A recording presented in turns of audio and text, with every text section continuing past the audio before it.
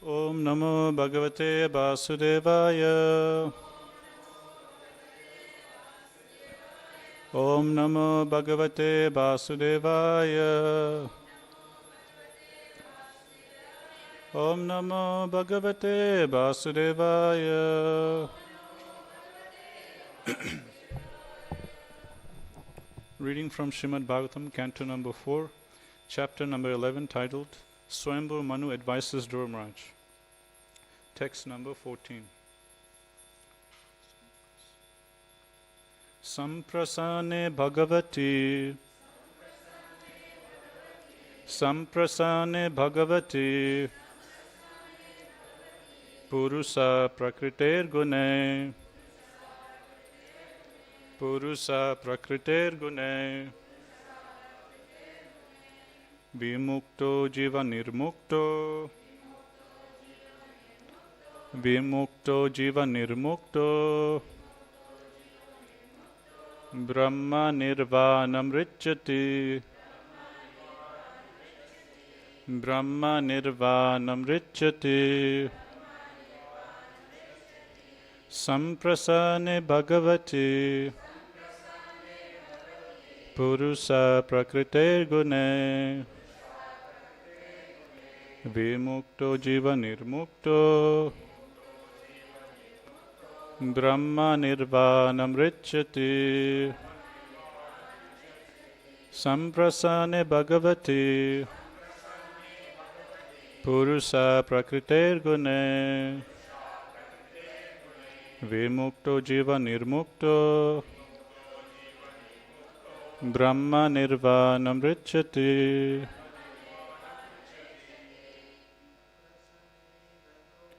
Samprasane Bhagavati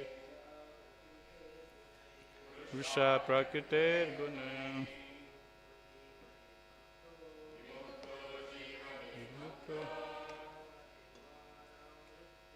Brahma Nirvanam Richati Samprasane Bhagavati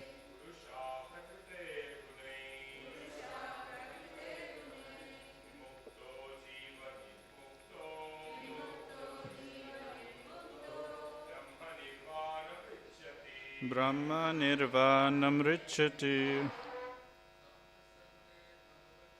Samprasane Bhagavati Purusa Prakrite Gune Vimukto Jiva Nirmukto Brahma Nirvanam Richati Samprasane Bhagavati Purusa Prakrite Gune Vimukto Jiva Nirmukto Brahma Nirvanam Richati Matajis Samprasane Bhagavati Purusa Prakrite Gune Vimukta Jiva Nirmukto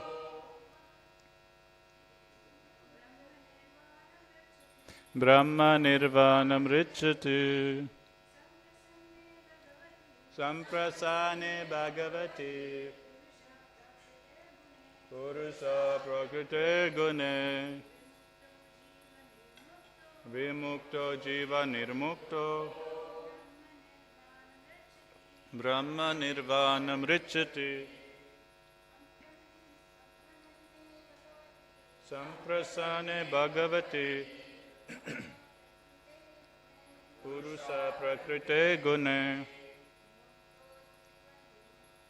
Vimukta Jiva Nirmukto Brahma Nirvanam Richati Samprasane upon satisfaction Bhagavati of the Supreme Personality of Godhead Purusa a person Prakrite from the material Gune modes of nature Vimukta being liberated Jiva nirmukta, freed from the subtle body also. Brahma, unlimited. Nirvanam, spiritual bliss. Richati, achieves. Translation purport by His Divine Grace, Srila A.C. Bhaktivedanta Swami Srila Prabhupada, Srila Prabhupada Ki Jai. Translation. One who actually satisfies the Supreme Personality of Godhead during one's lifetime becomes liberated from the gross and subtle material conditions. Thus, being freed from all material modes of nature, he achieves unlimited spiritual bliss. Purport. In the previous verse, it has been explained that one should treat all living entities with tolerance, mercy, friendship, and equality. By such behavior, one satisfies the Supreme Personality of Godhead, and upon his satisfaction, the devotee immediately becomes free from all material conditions. The Lord also confirms this in the Bhagavad Gita. Anyone who sincerely and seriously engages in my service immediately becomes situated in the transcendental stage wherein he can enjoy unlimited spiritual bliss. Everyone in this material world is struggling hard in order to achieve blissful life. Unfortunately, people do not know how to achieve it.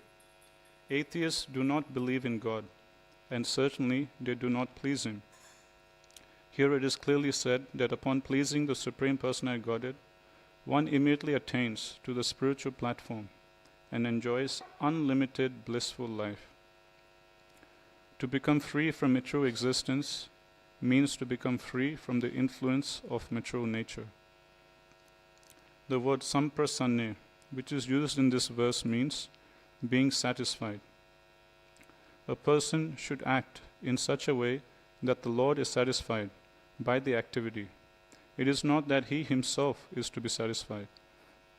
Of course, when the Lord is satisfied, the devotee automatically becomes satisfied. This is the secret of the process of Bhakti Yoga.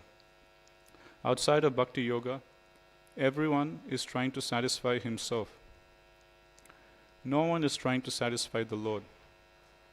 Karmis grossly try to satisfy their senses, but even those who are elevated to the platform of knowledge also try to satisfy themselves in a subtle form.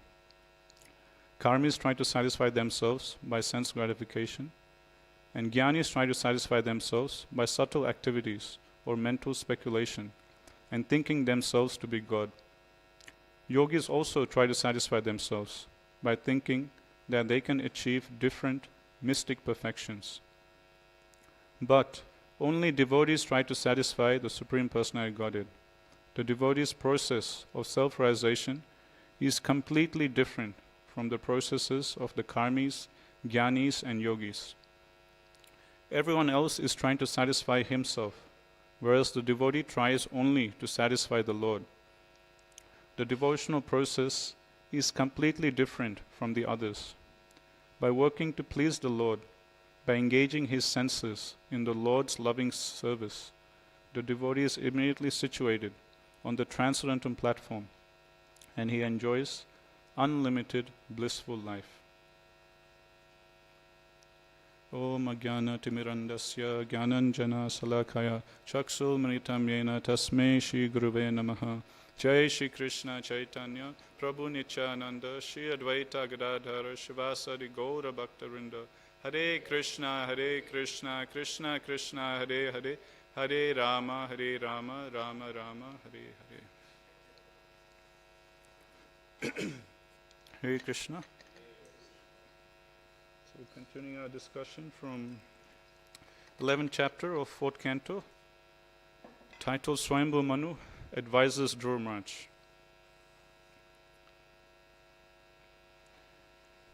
Many times when we, in the course of doing devotional service, we will have all good intentions.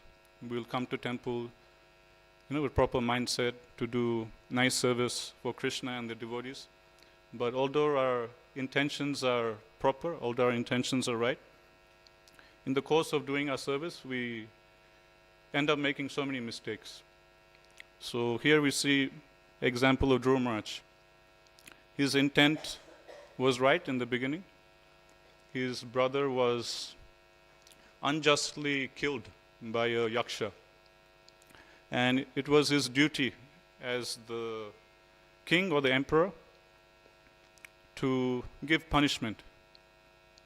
So Prabhupada explains that Dhruva Maharaj, to give punishment in return for his brother's death, was proper. That was his duty as a Kshatriya, to do so. Just like a police officer, if he sees some crime going on, and if the police officer doesn't do anything about it, then that police officer is considered guilty also. It's his duty as a police officer to do something about it, to give some punishment. So it was Dhruva Maharaj's duty to go and punish the yaksha for unfairly killing his brother. And Prabhupada explains that when one goes to battle, one has to be angry. Without being angry, how can you shoot arrows, to kill someone? So you have to be angry. That's the nature of the service. So different services, they require different emotions. One can't be very peaceful, sadhu-like, in the battlefield. So Prabhupada explains when Arjuna, he had to fight in the battlefield of Kurukshetra, he had to become angry. Without anger, how can you shoot arrows, through the heart of your enemy? You have to be angry. So that's needed for that particular service. So everything can be utilized in the Lord's service. So Dhruva Maharaj, when he's going for battle, no doubt anger is there. And that anger is justified. Just like a police officer's anger, towards a criminal who has murdered someone is justified. So Dhruva Maharaj, he was going with all right intentions. His mood was proper, his attitude was proper, he was doing the right thing. But in the course of doing the right thing, his anger went a bit overboard. Prabhupada explains that this is the danger with anger. That yes, anger can be used in the Lord's service, but the problem with anger is such that you'll be using anger in Krishna's service, but the nature of anger is such that at one point of time it can go overboard. So much so that one can't control it and it will just go out of control. So Prabhupada says that this is the danger with anger. So yes, Dhruva Maharaj, he was doing the right thing in engaging his anger, in getting justice for his brother. That's his duty as the emperor or as the king. But this is the nature of anger. It's very volatile. A little inattention, and that controlled anger can become uncontrolled. And once it goes over the limit, it's very hard to catch it and bring it back under one's control. Therefore, although we say, yes, all emotions can be used in Krishna's service, even anger can be used in Krishna's service, and we always quote the example of Hanuman. Hanuman, he used anger in Lord Ram's service. But he said, for us as devotees, in our immature state, for us it's best to stay away from anger. Although, yes, it can be used in Krishna's service, the danger is such that, we'll be going, with good intention, okay, I'll use anger in Krishna's service, but it can immediately go out of control. And once it goes out of control, it can cause so much damage, actually. And once we do the damage, it's very hard to come back, actually. So if even for someone as elevated as Dhruva Maharaj, if even for him, the anger goes out of control, then what to speak of us, who just started practicing bhakti, a couple of years ago. So that's why I said, as devotees, as much as possible, we should completely stay away from anger. Mind will cheat us, that yes, you can use anger in Krishna's service. This person, he didn't do this right, I should become angry, to teach him a lesson. And then in course of doing that, we will just commit offenses against devotees or non-devotees. And then it will backfire on us. So that's why this quality of anger is something we as beginning devotees should completely stay away from. Pure devotees like Srila Prabhupada, they know how to use anger properly in Krishna's service.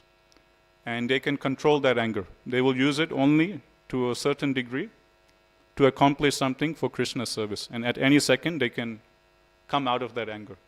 For us, we will go into it thinking that, yes, I will use for Krishna service, but then it will just go out of control, and we won't be able to catch ourselves and bring ourselves back. And that's what happened here with Dhruva Maharaj. That anger went out of control, and he was unnecessarily killing so many innocent yakshas. So then Swayambhu Manu, he had to come and step in and stop Dhruva Maharaj. Swayambhu Manu is Dhruva Maharaj's grandfather, and he is also considered as one of the 12 Mahajans, or one of the 12 authorities of bhakti or devotional service. So just like Dhruva Maharaj, many times we'll be engaged in seva, we'll come to temple with all right intentions, right mood.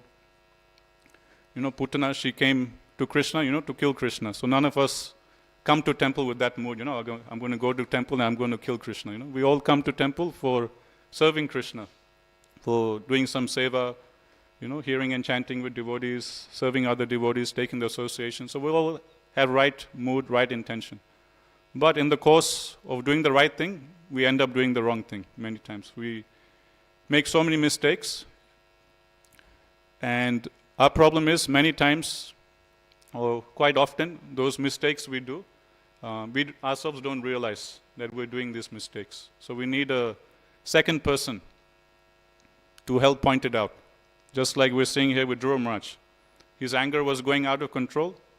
His mood was right, his intention was right, but in the course of doing the right thing, he ended up doing the wrong thing. And second problem is, he is unable to catch himself do the wrong thing. So he's doing the right thing, going with the proper mood, but he ends up doing the wrong thing, and he's unable to realize that I'm doing something wrong. I'm going overboard. So he needs a second person to come, a devotee to come and point it out, that actually you're doing wrong, actually you're making a mistake, you need to calm down. So this happens to us so often. If it happens to Dhruva Maharaj, then what to speak of us? We'll be going with the right mood, we'll be going with the mood of doing the right thing, but we'll end up doing the wrong thing. And our intelligence is so dull, we ourselves won't be able to catch ourselves doing the wrong thing. Therefore, Chaitanya Mahaprabhu says we should always surround ourselves with the association of devotees. Because using our own intelligence, we won't be able to catch ourselves doing mistakes. So Mahaprabhu, he gives this instructions to Srila Rupa Goswami. He explains, about the bhakti creeper. By the mercy of Guru and Krishna, one gets the seed of devotional service. Guru Krishna Prasadipai Bhakti Lata Bij. Then, after one gets the seed of bhakti, one has to water the seed, then the seed will slowly grow. So that watering process is compared to hearing and chanting about Krishna. Hare Krishna, Krishna Krishna, Hare Hare, Hare Rama, Rama Rama, Hare Hare. So every time we hear and chant about Krishna, we are pouring water on our creeper of devotional service, and our bhakti is growing. So that way the creeper starts growing. We start making advancement. But Chaitanya Mahaprabhu, he warns Rupa Goswami that yes, you'll be pouring water, plant will be growing nicely, but you have to watch out for one thing, which is wild animals. There will be many wild animals in the bush, in the forest, and all these wild animals can come and at any time start chewing on the bhakti creeper, and that way damaging the plant. So these wild animals, they're compared to offenses or aparads. So there's small animals that can come and chew on the creeper. That's considered as small offenses like seva prad, dhamma prad, so on and so forth. And then there is the big animal, the elephant, that if it comes, it will just completely destroy the whole garden.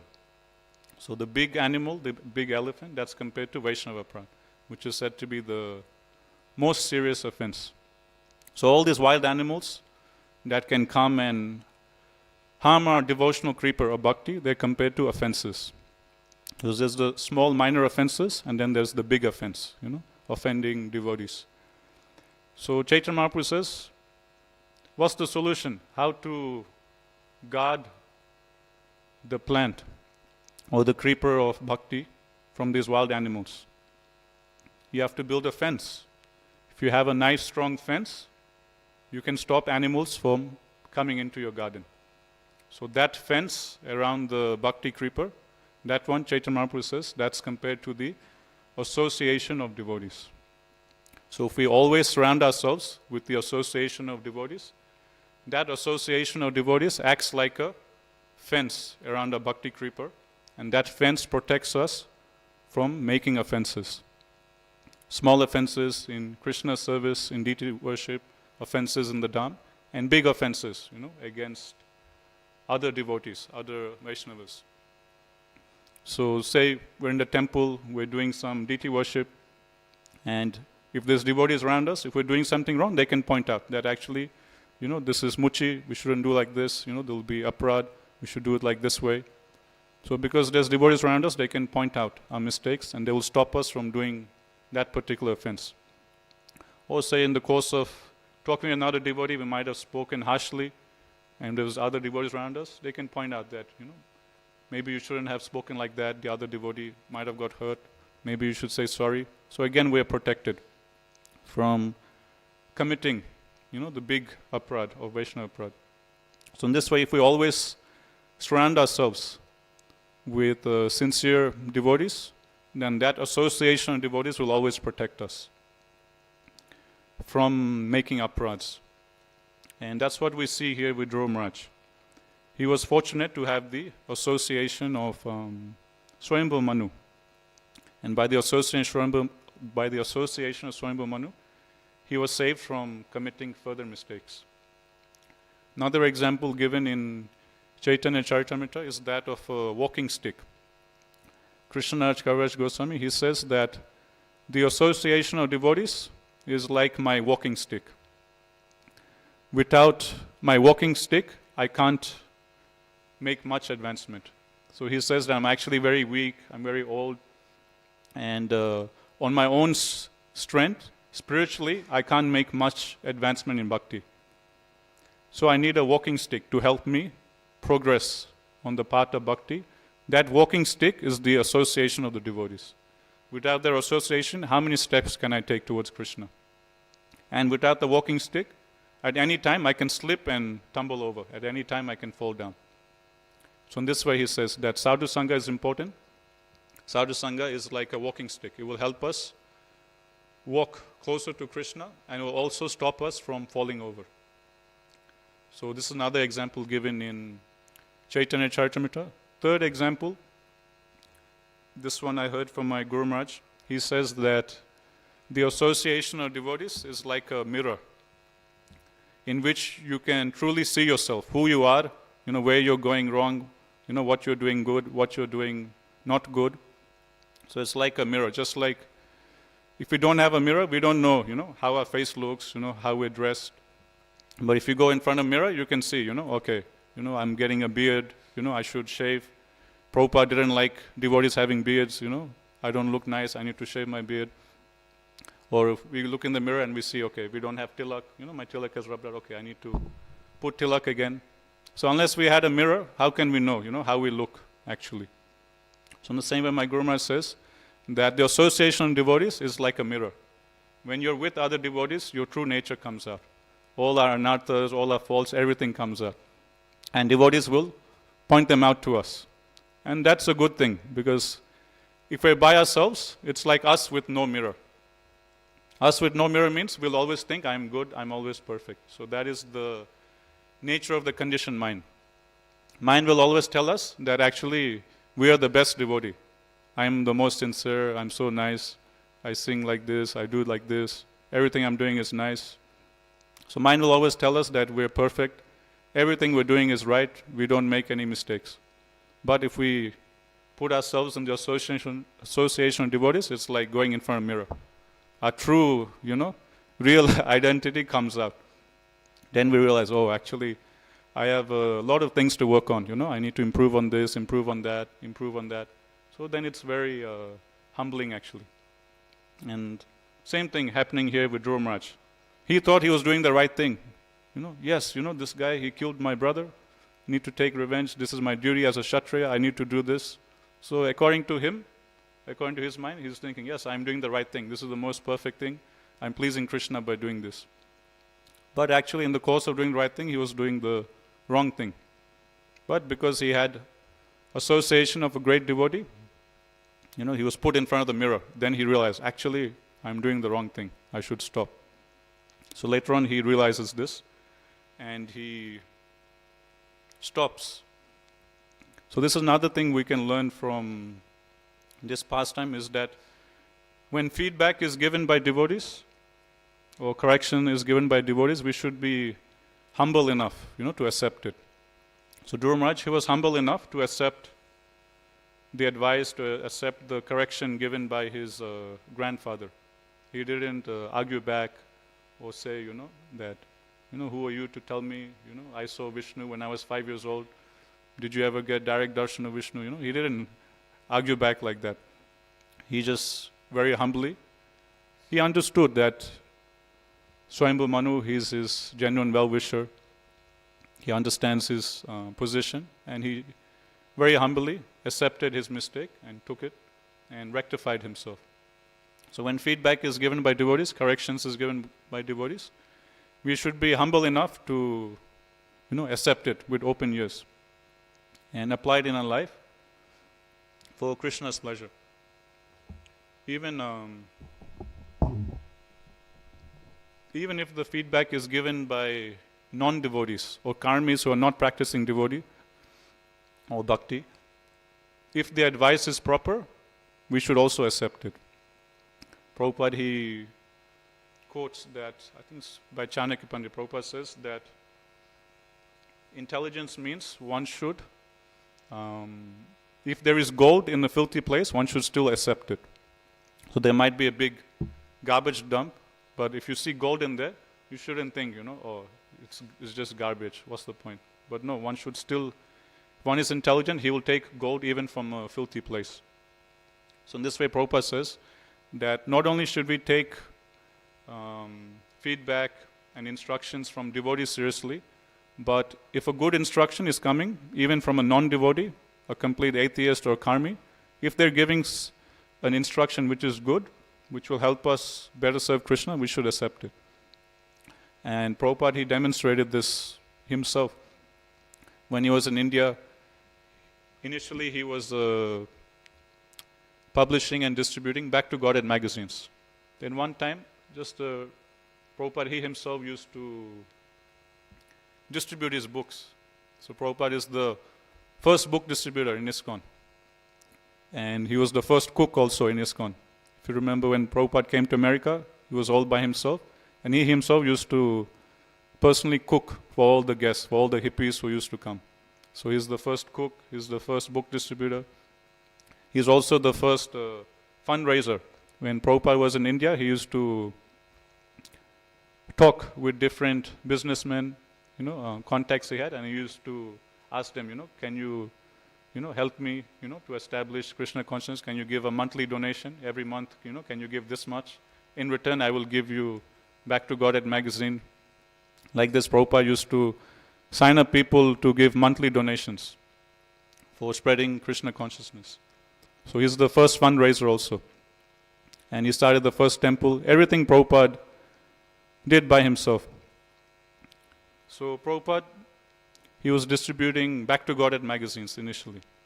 And one time, just a random karmi on the street, he told Prabhupada that, Swamiji, instead of printing and selling magazines, you should print books.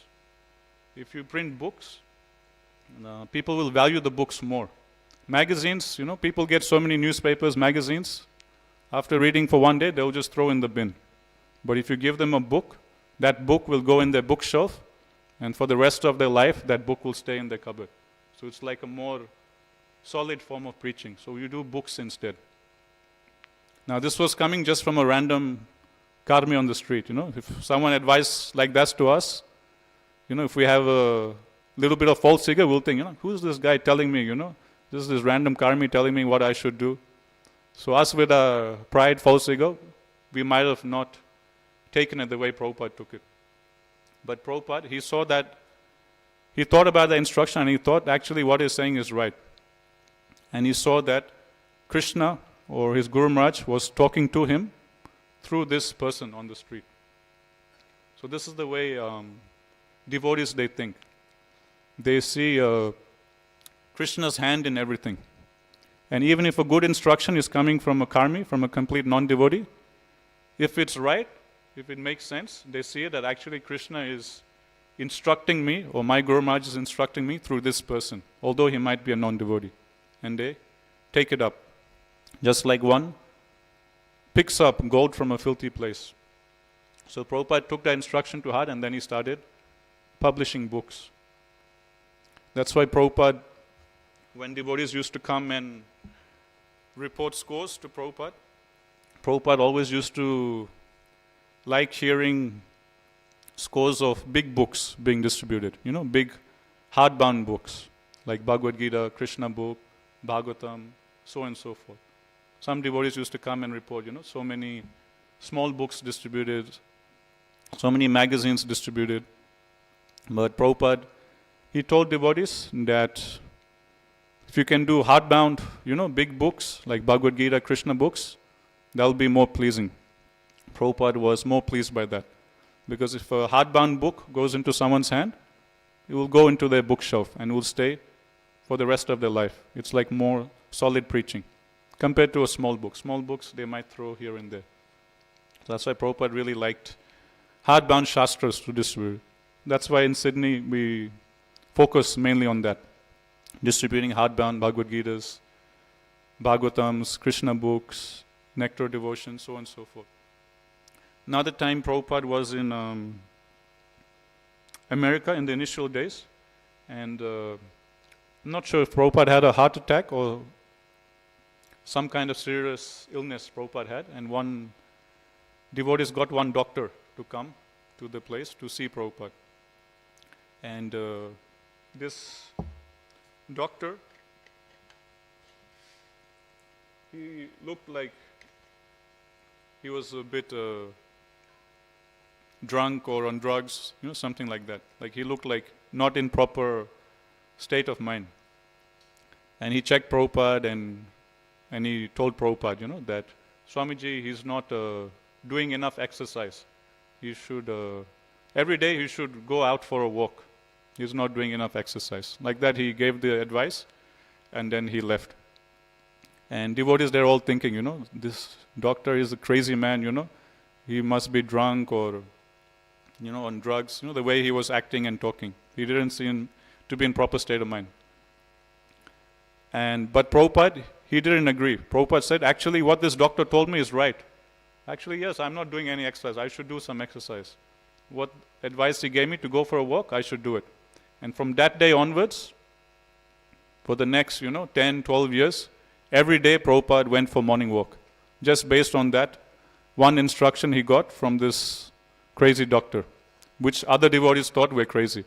But Prabhupada saw it. The instruction he's giving is good. Actually, it makes sense. Yes, I'm not doing any exercise. This is a good instruction. And Prabhupada saw it, that Krishna was talking it to him through this crazy doctor. Prabhupada accepted it. For the rest of his life, Prabhupada, every day he used to go for a morning walk in the morning. He would go for a japa walk and he would come just in time for darshanati at 7:15. So this is another example of Prabhupada accepting good instruction coming from a person who's not even a devotee. Some time ago, I heard from someone that, we should be doing 10,000 steps every day, to be healthy. So then I got inspired, okay, 10,000 steps I should also do, so I can distribute books for a long time. So then I got one app, there's like a step counter app you install in your phone, and you just keep your phone with you. It somehow calculates, how many steps you've done during the day. So I kept it for like 1 week. And one thing I realized, I have the phone with me, like during the whole morning program. After Guru Puja, when I open the app and I see, I've already done 4,000, 5,000 steps. So already half the quota I've done just in morning program. Because in morning program, we sing and dance in front of Prabhupada, we sing and dance in front of Radha Gopinath, we sing and dance around Tulsi Marni. So all that counts as steps. So half the quota of 10,000 steps I already do just by attending Mangalarti, Darshanati, Guru Puja, Tulsi Arti. And then I realized the other half I can easily do during the day, when we go out to distribute books. So then I thought, this app is of no use. I just deleted the app, All I have to do is just follow the program that Srila Prabhupada has done. Everything will be taken care of. No need to worry about, how many steps I'm doing in a day.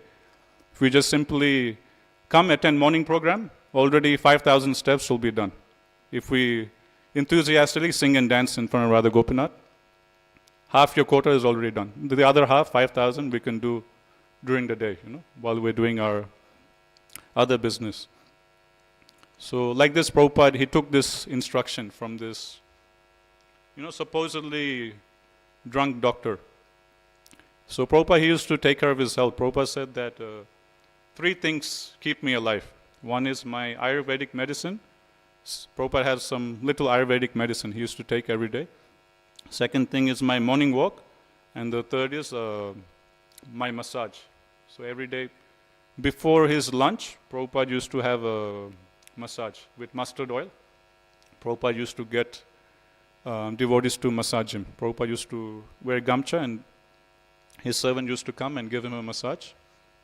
And then Prabhupada used to take shower. After shower, Prabhupada would come and take his lunch.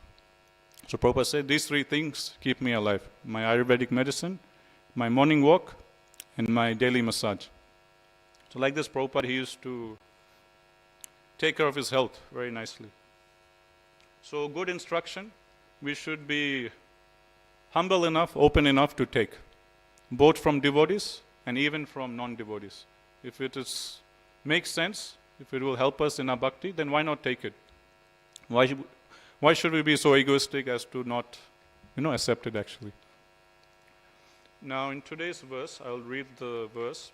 One who actually satisfies the Supreme Personality of Godhead during one's lifetime becomes liberated from the gross and subtle material conditions. Thus being freed from all material modes of nature, he achieves unlimited spiritual bliss. Yesterday's verse, Swayambhu Manu was instructing Dhruva Maharaj that one should deal with other people with tolerance, mercy, friendship, and equality. And Swayambhu Manu told Dhruva Maharaj, if you deal with others with these 4 qualities, you'll be able to please Krishna. Now in today's verse, he is saying what result you will get after you please Krishna. After you please Krishna, satisfy him, you'll be freed from the modes of material nature, you'll be freed from material existence, you will get liberated, and you will attain topmost unlimited spiritual bliss.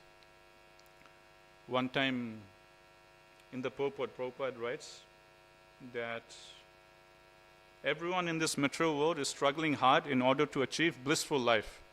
Unfortunately, people do not know how to achieve it. So everyone is looking for ecstasy, everyone is looking for bliss, everyone is looking for nectar, everyone is looking for happiness. But Prabhupada is saying no one knows the secret to happiness. One time, this was shared by one disciple of Prabhupada. Her name is Radhakund Mataji. So she was sharing that once in Vrindavan,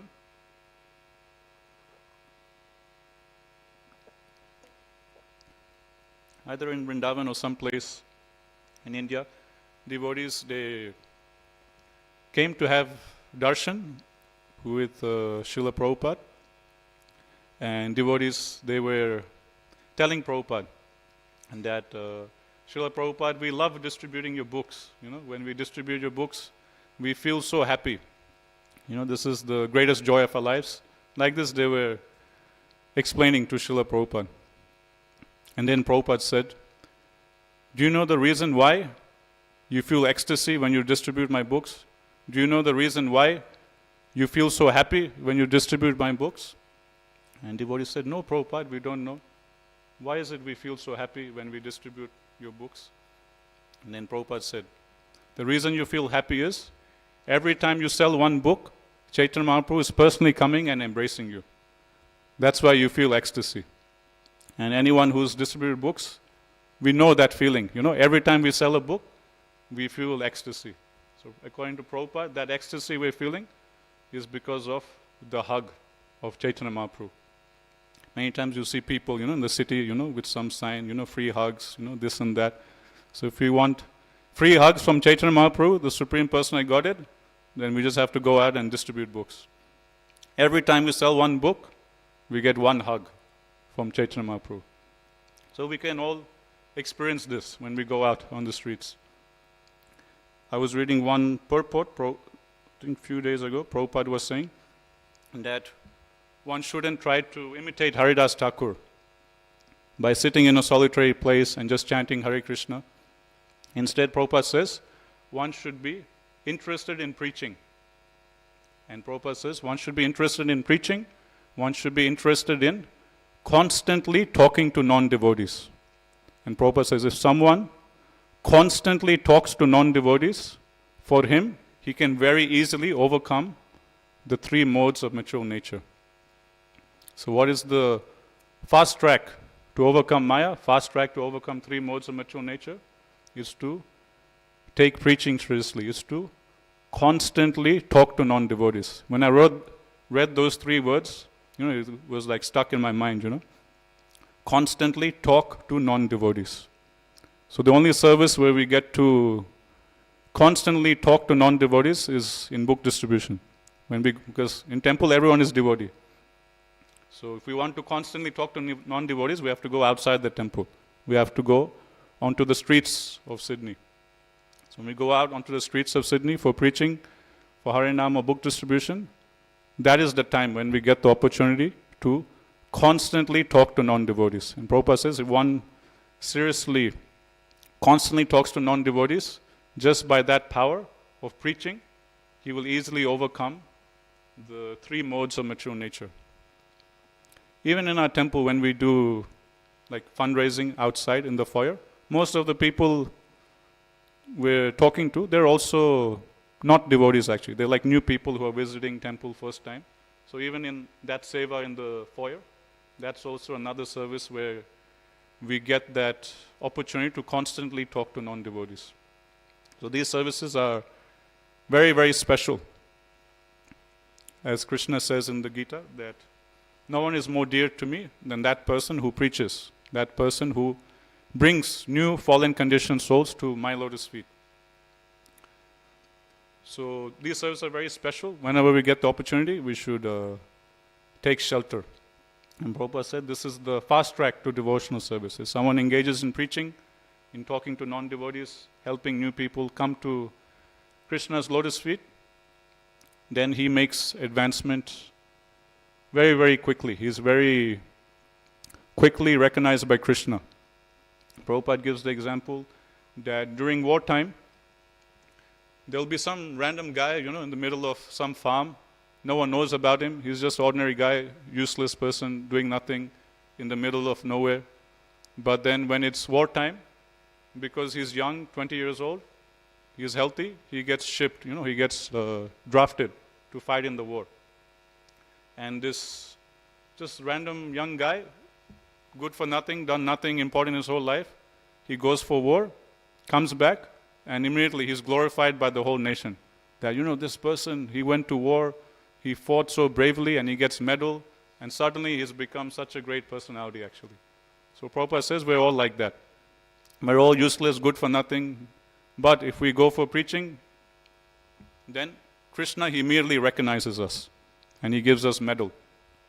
Just like, in I think second canto of Bhagavatam, it's given that Krishna, he's pleased with Brahma's service, and he gives Brahma handshake. That thank you very much. I'm very pleased with your service. So Prabhupada says this is the first handshake in the universe. When Krishna, he shakes Brahma's hand. So in the same way, if we go out for preaching, Krishna, he immediately recognizes us. That this person, he's taking risk. He's going out, not caring for his own salvation. He's going out to help others. And Krishna will also give us a handshake. And Chaitanya Mahaprabhu, he's more merciful than Krishna. So not only will He give us a handshake, He will give us a hug. He will give us a big hug and we will feel ecstasy. So this is the secret of achieving a blissful life, unlimited spiritual bliss, which is to engage in preaching, engage in bringing more and more fallen conditioned souls to the lotus feet of Radha Gopinath.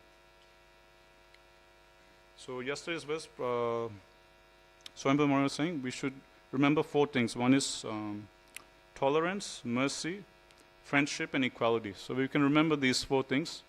This will help us very much, both in dealing with devotees and non-devotees. So with devotees, we should be establishing friendship.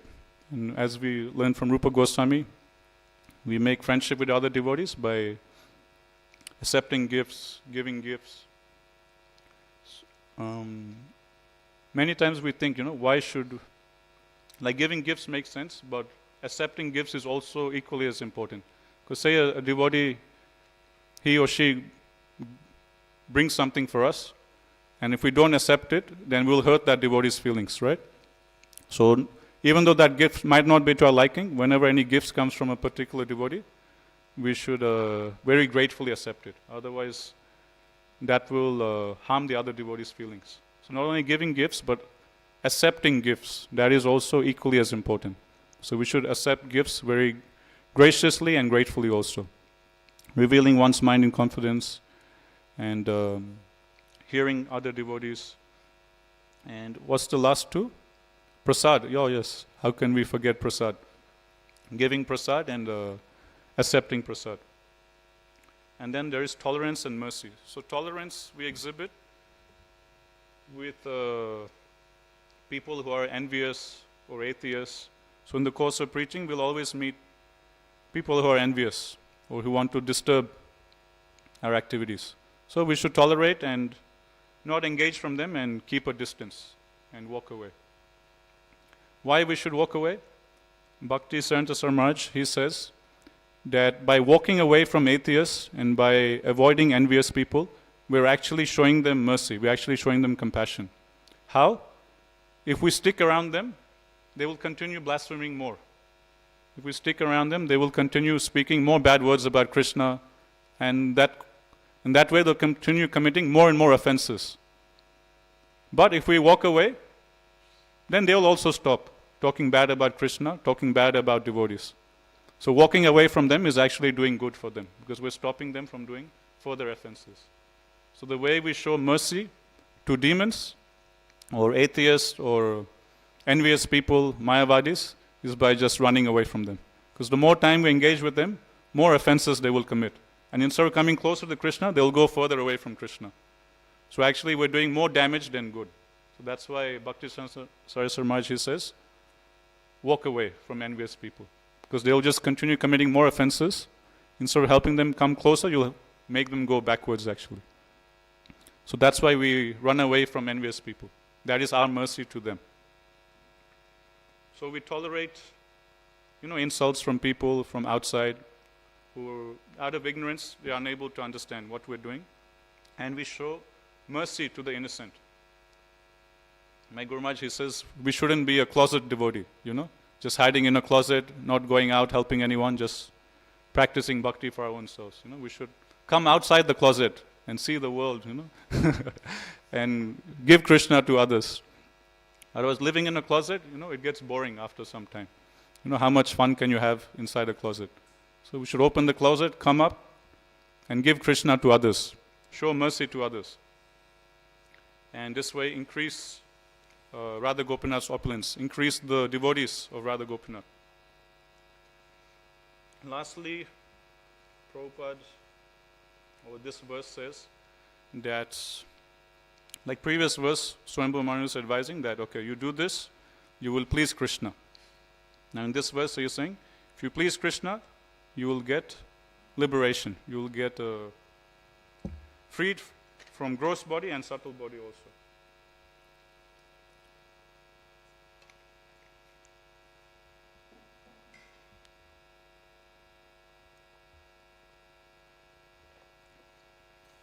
As far as liberation is concerned, Prabhupada explains that for devotees, they're not so much interested in liberation. They're just simply happy and satisfied in serving Krishna. And they love Krishna, serving Krishna so much, they'll happily take more and more births in Krishna's service. So that's not so much of a concern for devotees. That's why we see, Chaitanya Mahaprabhu in his prayers, Sikshastakam prayers, the 4th verse, he says, Mama Janmani Janmanishwari, that birth after birth, I want to simply engage in your service. So birth after birth means, Mahaprabhu is saying, I want to take birth after birth in your service. So as the ideal devotee, Mahaprabhu is teaching us that this is pure devotional service. One time, one devotee, he came to Prabhupada, and he was telling Prabhupada that, Prabhupada, we love distributing your books, and is it okay if we desire to take birth again to continue distributing your books? And Prabhupada says, yes, this is very good. This is pure devotional service. Ordinarily, people, they will do service and they'll want something from Krishna. That yes, I serve Krishna, and Krishna in return, you take me back to Godhead. But this is pure devotional service. That Krishna, I love you, I just want to serve you. And I want to keep coming again and again to serve you. And Prabhupada says, yes, this is very good. This is a pure devotional service. In our ashram, whenever it's any devotee's birthday, in the morning we celebrate, we make like a cake for them, and then after Bhagavatam class, everyone comes up, and then we sing happy birthday to them. And usually, the standard happy birthday will be like happy birthday to you, and then may you never take birth again, may you never take birth again, like that, you'll sing for the devotee. So one time for Ghanshyam Prabhu's birthday, we were singing like that, may you never take birth again. And Ghanshyam Prabhu, he merely stopped everyone, and he said, don't sing this for me, instead sing, may you take birth again, may you take birth again. I want to come back again to serve Radha Gopinath, life after life. So then we all changed and we started singing like that. So usually this prayer we only do for, Ghanshyam Prabhu's birthday. And this year I was also desiring, man, it would be nice if devotees can sing that prayer for me also. But as I thought it's not appropriate for me to, to tell devotees, okay, on my birthday you should sing like this. But in my mind I was having this desire, that, it's so nice being here, distributing books, preaching, but one life is so short, how many books can we distribute in just one life? How many conditioned souls can we bring in just one life? Australia has a population of 25 million, right, or more.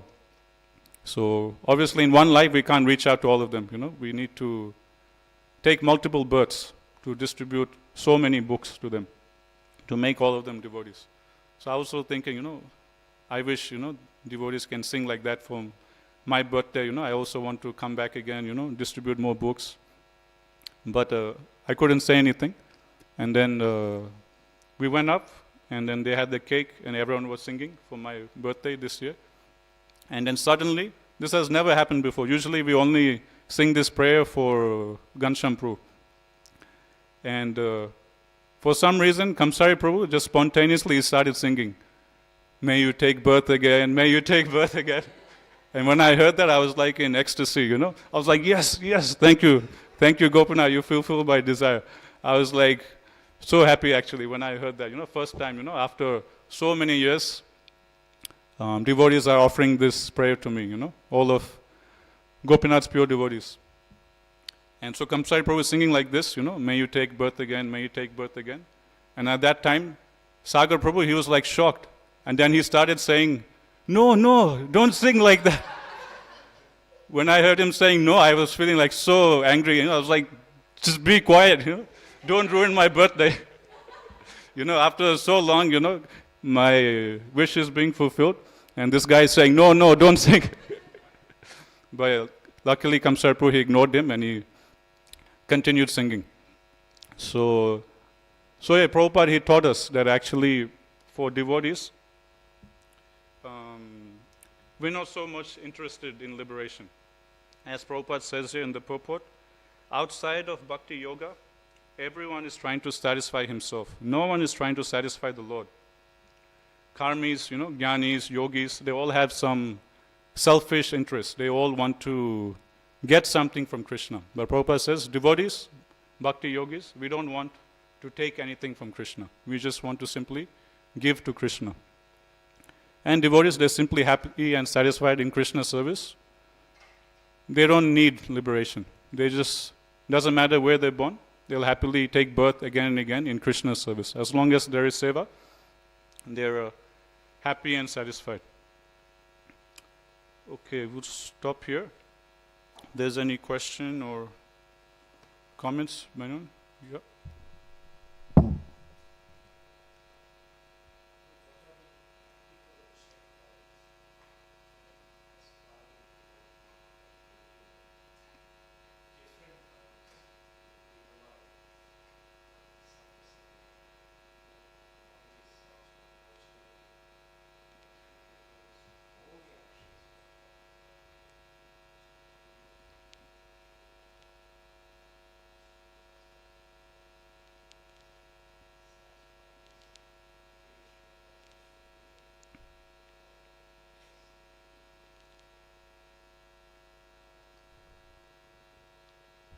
So question is, how can we practically always conduct ourselves that we're pleasing Krishna?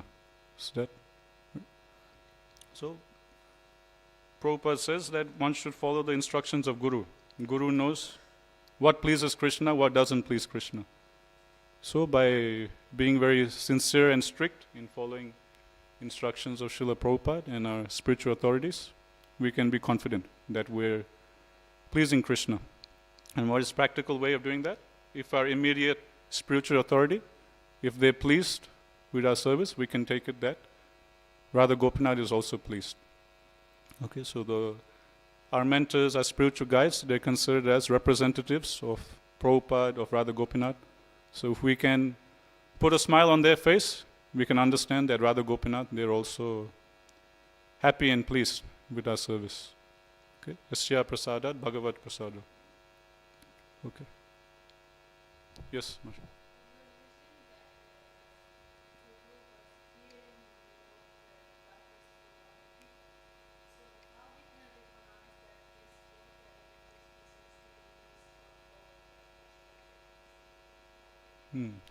Thank you for a nice question. Mataji is asking that we're hearing how good instruction we should even take from non-devotees if it comes.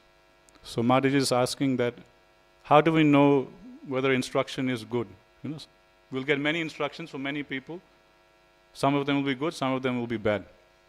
So for that we need to learn, we need to be solidly founded on Shastra. Okay. So it said, Guru, Sadhu and Shastra. They should be our guiding principle in life. Out of these three things, Guru, Sadhu and Shastra, Shastra is more important than the other two. Because Shastra helps us understand who is an actual Guru, and whatever the Guru speaks has to be based on Shastra. Same way, Shastra helps us understand who is an actual Sadhu, and whatever the Sadhu speaks has to be based on Shastra. So out of these three things, Guru, Sadhu and Shastra, Shastra is said to be most important. Whatever the Guru says should be based on Shastra. If the Guru says something against Shastra, then he is not a genuine Guru. Same way, whatever a Sadhu speaks should be based on Shastra. If what a Sadhu is saying is not backed up by Shastra, then he is not a genuine Sadhu. So that's why we need to daily read Srila Prabhupada's books to sharpen our intelligence. Then we can know what is right, what is wrong. So that's what reading Shastra helps us. Reading Shastras gives us the power of discrimination. It helps us understand this is right, this is wrong. Unless we read, how will we know what is right, what is wrong? So that power of discrimination comes from daily reading Srila Prabhupada's books. So if we daily read Srila Prabhupada's books, we know, okay, this thing is good, this thing is good, this thing is good, this thing is not good. So then in the course of, us going outside, someone gives a particular instruction, then using intelligence, we see that instruction which is coming from this person, is it according to what I learned from Prabhupada in his books? Yes? Okay, this is good, I will apply in my life. If this instruction coming from this person, is it according to what Prabhupada has taught me in his books? No? I will ignore. Okay? So in the course of our journey, many people will give many different instructions. Which ones to accept, which ones to reject, we learn from Prabhupada. Prabhupada gives us the intelligence, he gives us that power of discrimination through his books. Okay, we'll stop here. Gantra Srimad Bhagavatam ki jai, Jagurusha Prabhupada ki jai, Jai Gaur Premanande Hari Bol.